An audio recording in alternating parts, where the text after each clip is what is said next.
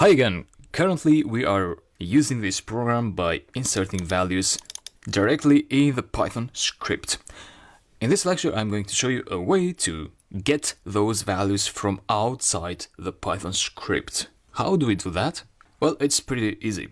You just use a Python input function. It's a built-in function. You can use it directly. So input is the function. You see that PyCharm recognizes that function. So it's a function, we need to call it, and inside it gets a string.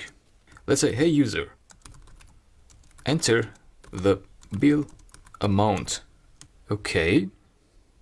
Now this function will return something, which I'm going to tell you what it returns in just a bit. And we need to store that something in a variable. Let's say a, right?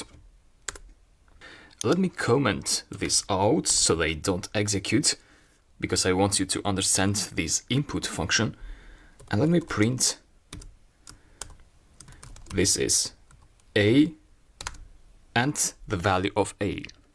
So the print function is printing out this string, this is a, and the value of variable a. Let's execute now the program. Right click, run main. And this is the command line interface. So, hey user, enter the bill amount. So the program is asking us. So let's try to type something. 34. Press enter. And the Python program finished the execution and it returned this is a 34. So it basically returned the value of a, which means that a is equal to whatever value we entered in the command line interface. So what I'm trying to get to is that we can get values from the user through a command line interface like that, instead of having them to enter the values directly in the code. So what we can do now, for example, is I'm going to press Ctrl/ again to uncomment these lines. Make some space here, and instead of putting directly the value, I'm going to put a there, because a now contains the value of the amount that the user wishes to enter for the bill amount. And we can do the same for period, for the name of John, for how many days John stayed in the house. So we can write an input function for each of them. So let's try the program now and see what's going to happen. Right click and execute, enter the bill amount, let's say 500 this time. Okay, this is a 500, so this line was executed successfully, but then we got an error, which says that when Python tried to execute this line, so line 83, which you can find by just clicking here, and the cursor will go to line 83. So that line has an error. So it couldn't execute. Why did it not execute? Well, because of this error, which happened after that. So Python tried to call this method, and when this function was trying to be executed, to be called, something happened here. So just here in this line, click, and it will take you to line 29. So bill amount times weight. This is where the error happened. The actual source of the error, which is the last error in the trace back. Can't multiply sequence by non-int of type float. So it seems like this multiplication is happening between a sequence times a float. So which one is the first? It's the sequence. So this is a sequence, since sequence is mentioned in the beginning, and this is a float. Sequence times float.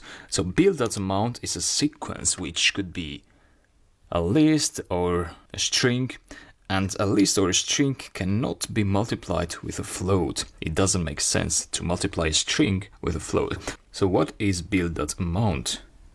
Now, something I have to tell you is that there is a better way to actually troubleshoot errors through debugging But that's an advanced concept which I'm going to introduce later on in the next apps. So we are doing some things by hand, so to say, some manually. We're trying to troubleshoot these errors using our logic in the hard way.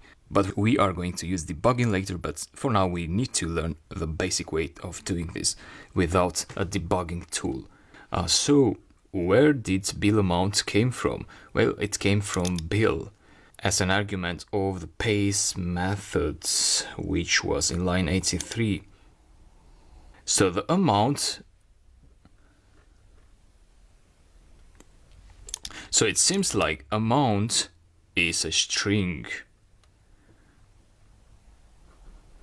So the value given here was a string, but we gave a number 500. So why is it a string? Well, you can try to find out if it's really a string by printing out the type of A, like that, and execute the program again. So enter 500 maybe again, and this is 500, so this was printed out from this, and this is printed out from this line. So it's a string actually. So 500 is actually a string type. It seems like the input method returns strings, not numbers. So not floats, not integers.